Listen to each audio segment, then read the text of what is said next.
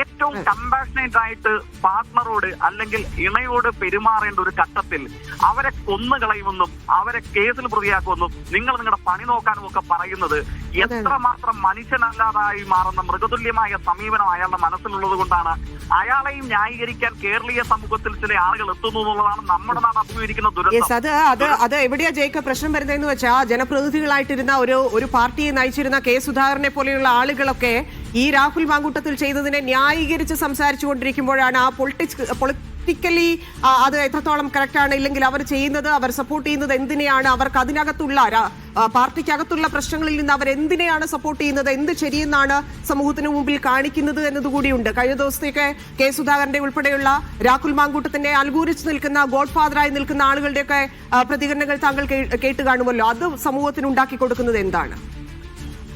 അങ്ങ് സൂചിപ്പിച്ച കോൺഗ്രസിന്റെ സമുന്നത നേതാവിന്റെ മാത്രമല്ല, സോഷ്യൽ മീഡിയയിൽ ഇത്തരം അധമന്മാർക്ക് വേണ്ടി പണിയെടുക്കുന്ന പെയ്ഡ് സംഘടിത ഗ്രൂപ്പുകളിൽപ്പെട്ട പല അധമ സംഘങ്ങളും ഉണ്ടല്ലോ.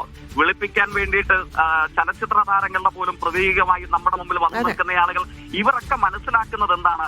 ഇവരുടെ കുടുംബങ്ങളിലായിരുന്നു ഇത്തരം ഒരു അനുഭവം ഒരു ആൺകുട്ടിക്കോ ഒരു പെൺകുട്ടിക്കോ ഉണ്ടാകുന്നതെങ്കിൽ ഇവരിങ്ങനെയായിരിക്കുമോ പെരുമാറുക? ഇവർക്ക് വേണ്ടി അനുകൂലിച്ച് പ്രതികരണം നടത്താൻ തയ്യാറായി നിൽക്കുന്ന ആളുകൾ. അങ്ങ് സൂചിപ്പിച്ച പേരുകാരൻ കണ്ണൂർ ജില്ലയിലെ സമുന്നത കോൺഗ്രസ് നേതാവ്, കണ്ണൂർ എം പിയും അല്ലേ? കണ്ണൂർ എം പിയുടെ കുടുംബത്തിലോ അദ്ദേഹത്തിന്റെ ബന്ധുമിത്രാദികളിൽപ്പെട്ട ഒരു പെൺകുട്ടിക്കോ നേരെ ഇങ്ങനെ ഒരു പ്രശ്നമുണ്ടായാൽ അദ്ദേഹം എന്ത് ചെയ്യും?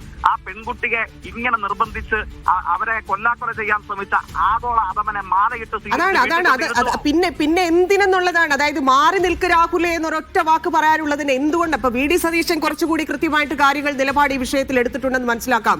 കെ സി വേണുഗോപാൽ, താഴെയുള്ള ആളുകൾ, ഷാഫി പറമ്പിൽ, ആർക്കാണ് ഈ വിഷയത്തിൽ രാഹുലിനെ ഇങ്ങനെ കൊണ്ടു നടക്കണം, ഇല്ലെങ്കിൽ മാറി നിൽക്കാൻ പോലും ഈ തെരഞ്ഞെടുപ്പ് നടക്കുന്ന വളരെ നിർണായകമായിട്ടുള്ള കോൺഗ്രസിന്റെ ഒരു സാഹചര്യത്തിൽ പോലും മാറ്റി നിർത്താൻ എന്തുകൊണ്ട് സാധിക്കുന്നില്ല എന്നുള്ളതാണ്. അത്രയ്ക്ക് എന്ത് പവർ രാഹുൽ മാങ്കൂട്ടത്തിന് കോൺഗ്രസിൽ ഉണ്ടെന്നാണ് താങ്കൾ മനസ്സിലാക്കുന്നത്?